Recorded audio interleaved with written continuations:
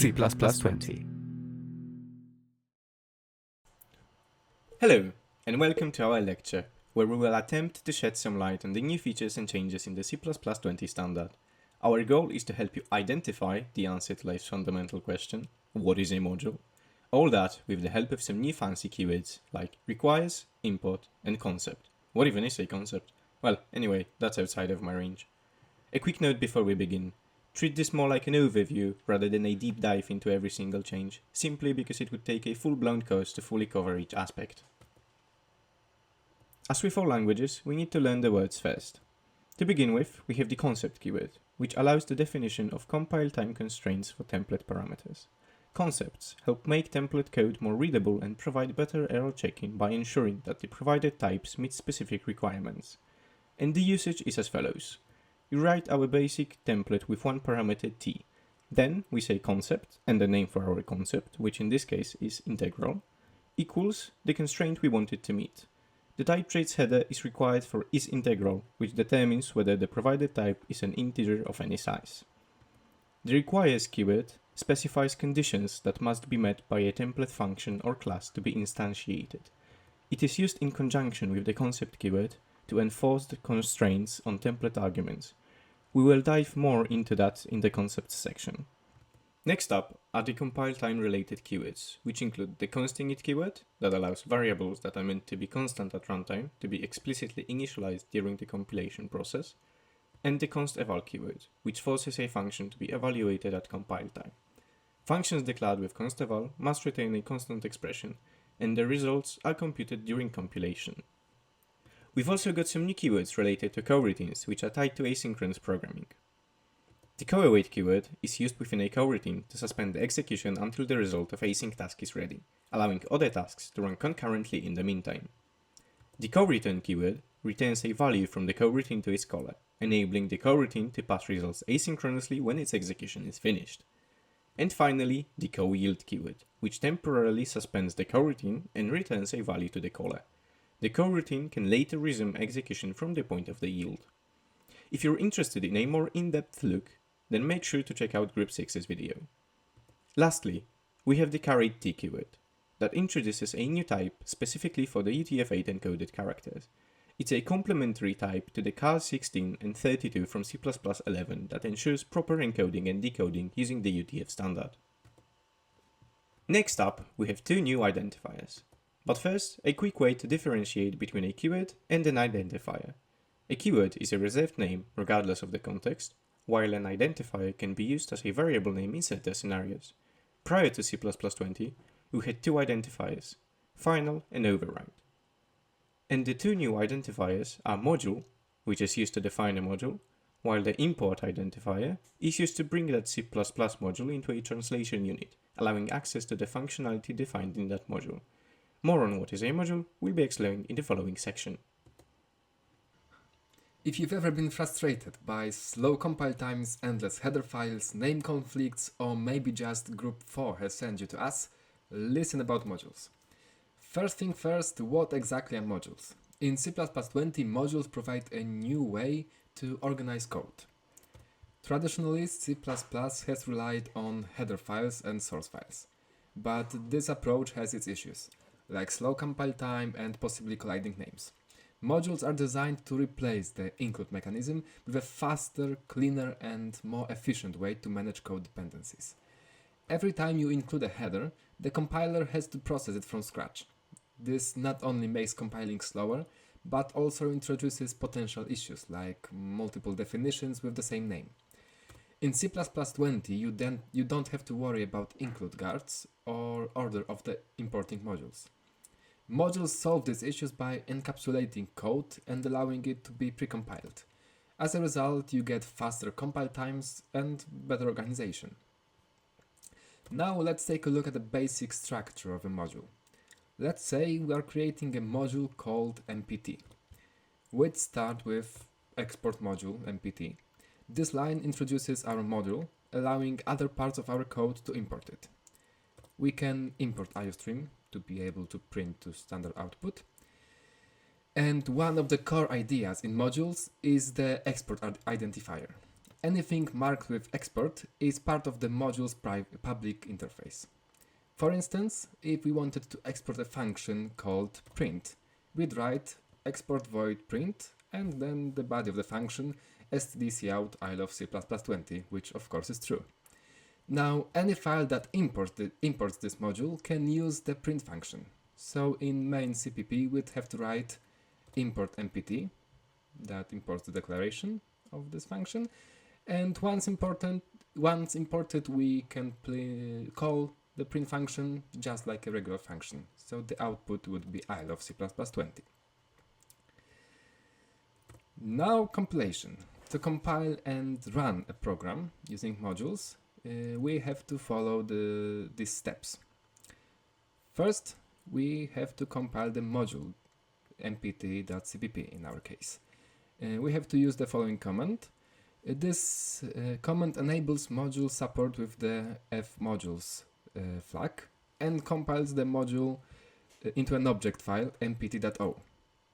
Option -o is used to give a custom name to an executable file. Then we have to link the main file, main CPP, with the module. We have to use the command g++ and link the main.cpp with mpt.o to create the final executable main. And once that's done, we just execute the program with /main. In C++20 modules, the export keyword controls what elements are accessible outside the module. Let's take a look at an example. In mpt.cpp, once again, in this example we are selectively exporting certain functions in the module mpt.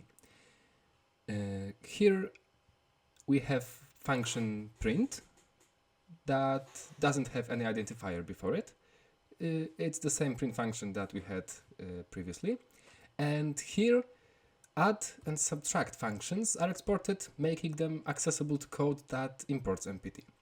However, the print function is not exported and thus is unavailable directly after import mpt. This allows print to be used internally within the module without being exposed to the external code. C++20 also allows another way to group the exports together. We can write export and then brackets. In this notation we place add and subtract inside an export block, and this groups multiple exported items together, and this makes module code easier to manage and to read. C++20 modules support a feature called the private module fragment, which allows us to define implementation details that are hidden from the importing code. Here's an example of foo.cpp. In this code, the export module foo declares the module and marks it for export. The export int f line exports a function declaration, making it accessible to any code that imports foo. The next line, module private, introduces the private module fragment. Any code defined after this line is part of the module, but it's not isn't visible outside of it. And the int f function implementation is placed in the private section, so although f is accessible to the external code, through its declaration the implementation details remain hidden. So to summarize, how do modules compare with traditional headers? For one, they are much faster. Since modules are precompiled, the compiler doesn't need to preprocess the code with every use. Also, modules help prevent name pollution since they don't rely on macros or hash include guards. They offer better encapsulation, which means cleaner and more maintainable code. Of course, modules aren't perfect. Right now, some libraries still depend on headers, which can complicate projects that try to mix headers and modules. And if you are working on an older codebase, converting to modules can be challenging. And to finish with, I'd like to share some good practices for working with modules. First, choose clear and unique names for your modules to avoid conflicts. Organize your code by creating separate files for each module, especially for larger projects. And thirdly, if you're working on mixed project, manage dependencies carefully, as not all third-party libraries are compatible with modules yet. Modules also support partitions, which let you break down complex modules into smaller parts. This is an advanced feature, so for now just know that partitions make it easier to organize larger modules by allowing you to split them up. Now let's take a quick look at the Ranges library. The Ranges library provides a new approach to working with collections in a cleaner, more efficient and more functional way. It builds up on top of the standard template library, STL for short, which we all know and remember from the object-oriented programming course, and brings a modern approach to handling sequences, similar to ranges in other programming languages. The Ranges library is a set of new algorithms, views and utilities for working with sequences of data in a flexible and lazy evaluation manner. And what I mean by lazy is it is evaluated only when you access it. For example, as you iterate through a vector. Ranges also allow chaining operations with a pipeline syntax, enabling us to express complex transformations concisely and readably. One of the biggest changes is the addition of views, which allow transformations on ranges that are computed lazily, only when accessed. Here's an example. First, let's declare a vector, numbers, containing 5 numbers. Here we use std views and function transform from the std views to square each element in the range. Transform takes as an argument a simple lambda function. The operation is not immediately performed, it is done as we iterate, making the process efficient. So the output is 1461625, but it's computed only as we iterate through the runtime. Another advantage of the Ranges library is the ability to combine multiple views in a pipeline, allowing for clear and concise transformations. Here's an example of filtering and transforming a range. First, we filter the range to include only even numbers, as the lambda returns true or false. Then, based on the result from the filter, we double each remaining numbers using transform and other simple lambda. Once again, it's all done as we iterate. So the output would be 4 and 8. The Ranges library offers several other utilities for working with ranges. These utilities make common operations easier and more expressive. In this example, std-ranges sort sorts the entire range of numbers in ascending order. No explicit iterators are needed, simplifying the code. Other notable utilities are std-ranges unique, that removes consecutive duplicate elements from a range, std-ranges copy, that copies elements from one range to another, or for each, that applies a function to each element in a range. These utilities align with the Ranges philosophy of simplifying and modernizing range manipulation. Back to concepts. As we have previously mentioned, concepts are used to restrict template parameters by ensuring that types meet specified criteria, allowing for clearer code and compile time type checking. A quick reminder of the integral concept that we have defined earlier. We are going to use it in the following examples. Let us define a template function add, and we want it to only accept a type that satisfies the integral concept. Notice that we can use it simply by putting the name of our concept in place of type name t instead of writing requires. But that doesn't mean that the requires clause is useless. It comes in handy when we want to combine concepts with additional conditions, enforcing more specific constraints on template parameters. Let us take our function add and modify it so that it can only be used with types that are integral and their size is greater than 4. For now, we have been using simple concepts which only had one condition, but nothing is stopping us from defining one that has multiple conditions inside of it. The only thing to remember is that it is good practice to keep the conditions related to each other if we are writing a bigger concept. Otherwise, just split it in two. So, we are going to write our concept named arithmetic, and we want it to check if the type supports basic operations like addition, subtraction, multiplication, and division. Checking for multiple operations ensures that types fulfill certain capabilities and not just traits. And for what's possibly the cleanest way to use concepts, is what's known as abbreviated function template syntax, which is also a new addition in C++20. There are many built-in concepts in the concepts header, so make sure to look there first before you write your own, because it most likely has already been defined. This part is a bit tricky since the capabilities are still very limited. constexpr now supports dynamic memory allocation and STL containers. Well, kind of. There's this little caveat that we need to free all the allocated memory before leaving the function. While it may sound cool, this one condition alone makes it really hard to come up with any real-world examples. Most that come to mind boil down to a function that takes a vector as an input and returns the sum by iterating over all the elements. After marking our variable as constexpr, we can call the function as per usual. Notice that we are passing an initializer list rather than a vector directly. That's because creating a non-empty vector would result in calling the new operator in a constant expression, which is forbidden by the standard. The second addition to the constexpr arsenal are string manipulations at compile time. Again, kind of. It is still very limited, even in the C++23 standard. In the example below, we're gonna declare a function that takes a string s, and we will find the index of the first element that is not space. If there are no spaces present, we return an empty string. Otherwise, we will use the substring method to extract the first part of our input s. Using it is still a bit tricky, because we have to mark our result variable not only as constexpr, but also static to give it a constant address on each invocation. We have officially reached the midpoint of our lecture. It's a great time to grab a snack and refill your water bottles. Now that it's done, let's get back to the topic.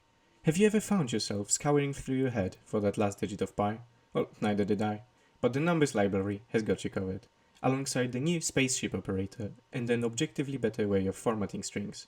Throughout the remaining span of our lecture, we will also mention some haunting but rather familiar topics, like calendar or lambdas.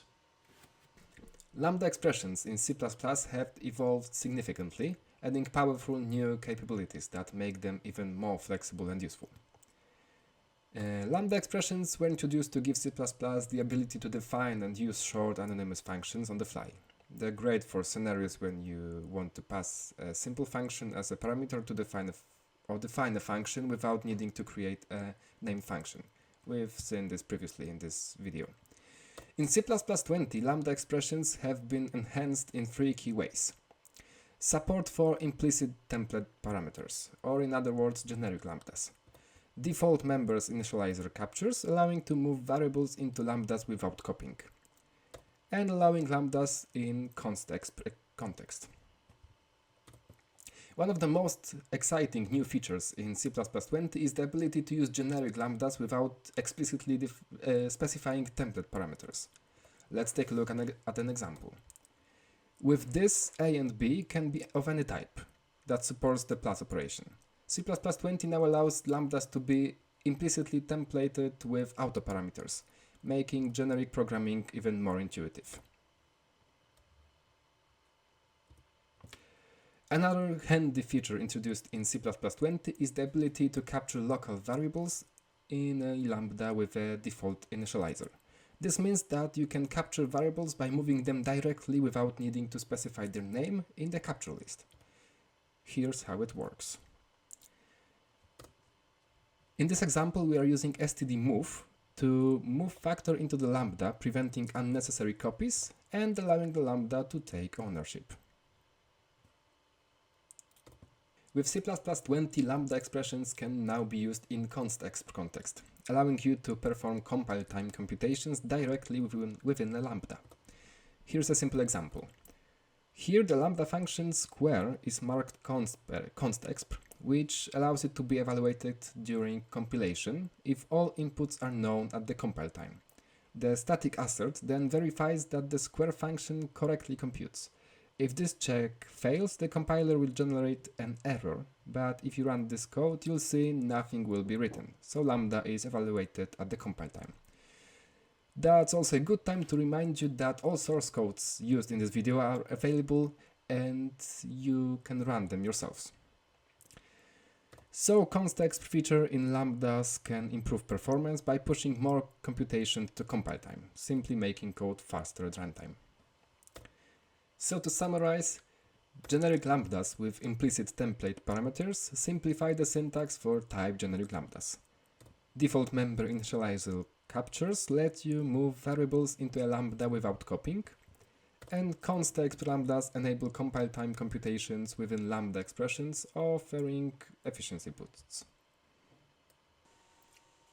Next up, the spaceship operator. Also known as the Threeway comparison operator, it is a new operator that simplifies and unifies comparisons in C++. By default, it is a member-wise comparison, meaning that it compares the members of the class in order of declaration starting from the first member. It returns a value that indicates whether two objects are equal, less than, or greater than each other, which can be used to replace all 6 of the comparison operators. The spaceship operator can be used directly with standard types, but its true power shows when comparing user-defined types, so let's create one. Here we have the simple struct that holds the coordinates of a point. Let's add our spaceship operator and mark it as default. To test it in action, we will write some assertions, one for each comparison operator.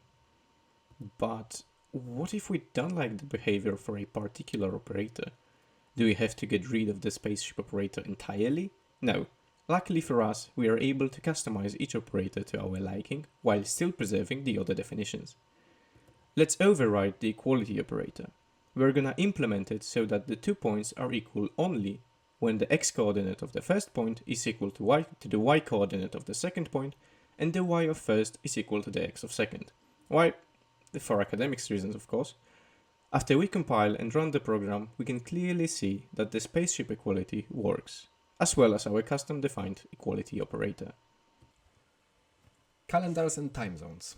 C++20 introduced significant improvements to date and time handling with the chrono library. These additions make it easier to work with calendars, time zones, and durations directly in standard C++. What's new in C++20 chrono? The updated chrono library now includes support for calendar dates, including days, months, and years. Time zone and clock support for managing and converting between time zones, and strongly typed duration and date time objects, ensuring safe and expressive data manipulation. How to work with calendar dates? Let's take a look at an example. First, we have to include the necessary header files for chrono and IOStream, and then in function main, we create a variable date that's a type std chrono year month date, and we assign values of year, month, and day to it, but what's unusual, they are separated by the slash. So then, if we print that, the output would be nicely formatted date. The chrono library in C++20 introduces std chrono zone time, enabling time zone aware operations. Here's how you can work with the time zones. After including necessary header files, in main function we declare the variable now to be the current time from std chrono system clock. Then we declare a second variable, std chrono zone time, let's call it my time, and we put as the constructor arguments Europe Warsaw, and that's the time zone, and the system clock variable current time. And then when we see out our time, we get the time in our time zone. Working with durations and time points, C++20 provides strongly typed std chrono duration and std chrono time point for handling time intervals and specific moments. After including necessary headers, we can define a variable duration and set its value to 5 hours. Then we declare a variable start, whose type takes very long time to type, and assign to it current time. Then we simply add these two values to get what time it will be in 5 hours. Simply as that. So to summarize, C++20's chrono library adds robust support for dates and time zones. New types like year, month, and day make working with dates easier, and time zones and durations help manage and calculate times across different locations. Another addition to the C++20 standard are the two new headers, format and numbers. Let's start with std format. It is a new type-safe way to format strings in C++. It's similar to Python's format method, offering a safer, more modern, and more flexible approach. To use the std format, we need to first include the format header. Next, in our main, we define two values, age and name. Now, we can create our formatted string with the help of std format. We specify placeholders with curly braces and pass the corresponding arguments to format the string. Finally, we print our string to see the result. std format also allows the use of format specifiers to control the output, with the most common one being precision.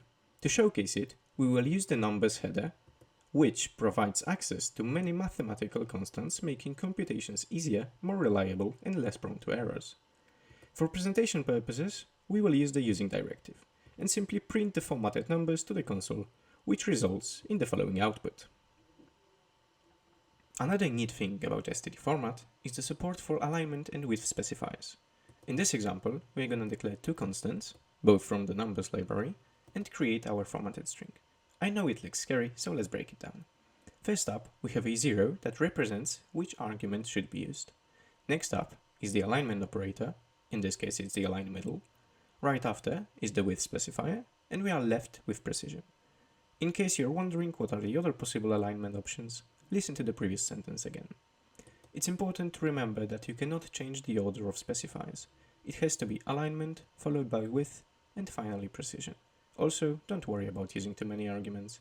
Extra params is not an error.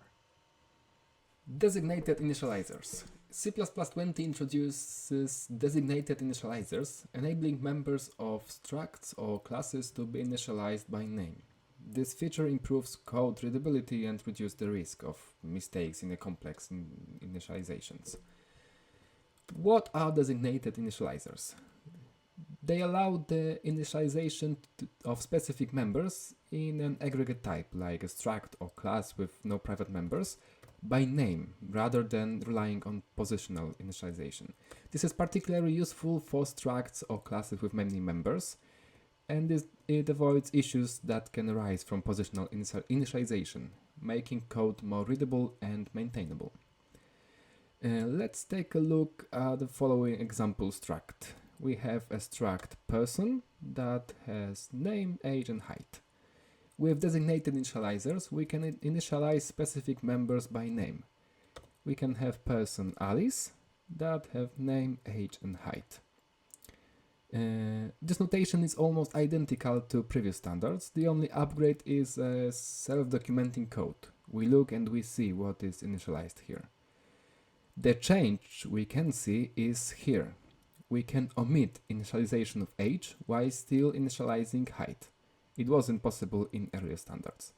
However, we cannot change the order of the initialized fields. So if we want to make person Alice, but first we want to initialize age, that is forbidden. C++20 supports nested designated initializers, which are useful for initializing structs within structs or classes within classes. Let's declare two structs, struct address containing city and postal, and contact containing name and address. Now let's make an instance of contact struct and initialize it. Both name and nested fields in address are initialized by name, making the code more intuitive. So to summarize, designated initializers improve clarity by allowing initialization of field by name. They help prevent initialization errors, especially in larger structs, and nested designated initializers provide further convenience for complex data structures. stdspan. What is stdspan? It's a template class that provides a view over an array or contiguous data without owning the memory. Key points include working with any contiguous data, like std array or std vector and draw arrays, enabling slicing of arrays or subarrays, and providing safer access to array data without needing pointers or manual bounds management. And what is a contiguous data? It refers to a block of memory where elements are stored sequentially in adjacent memory locations. So this includes structures like arrays, std vector, std array, or other containers with continuous memory allocation. In contrast, non-contiguous data structures are like list or dq to store element in different locations and require different handling techniques. A simple use of stdspan can demonstrate its benefits over traditional pointers. Let's declare a function printArray, whose argument is stdspan of int data. The purpose of this function is to just print contents of data. Here stdspan of int allows the function to accept an array without needing to specify its size separately. So in function main, we can declare array of size, for example 5, and simply pass it to the printArray function. The output here will be of course 1, 2, 3, 4, 5. stdspan is compatible with stdvector and other contiguous containers. stdspan does not copy data, it simply references underlying data. stdspan also allows slicing to create subviews of arrays. We can create stdspan view based on the array from the previous example, and then create a subview. We just take this new variable view and take a subspan from index 1 and of length 3. And then we can pass the subview to the printArray function. So it simply prints 2, 3, and 4. Slicing with stdspan makes it easy to work with subarrays without copying data or managing pointers manually. So to summarize, stdspan provides a safe non-owning view for contiguous data, enables array slicing and subviews without copying, and is compatible with standard containers like vector and stdarray. And with that, we've come full circle. We've certainly navigated quite a range, exploring new features in our overview. Keep in mind that C++ doesn't stop here. The C++23 standard has already introduced new features, and future standards are sure to bring even more improvements. Staying up to date with the language will help you keep writing better and more modern code. To help you practice what you've learned, we've prepared 3 exercises for you to complete. Below this film you can also find all the source files of examples used in this video, so you can try them out yourself and experiment further. The presentation will also be available to you. Thank you for watching, and we hope this video has made the new features of C++20 a little easier to understand. Good luck with your coding projects.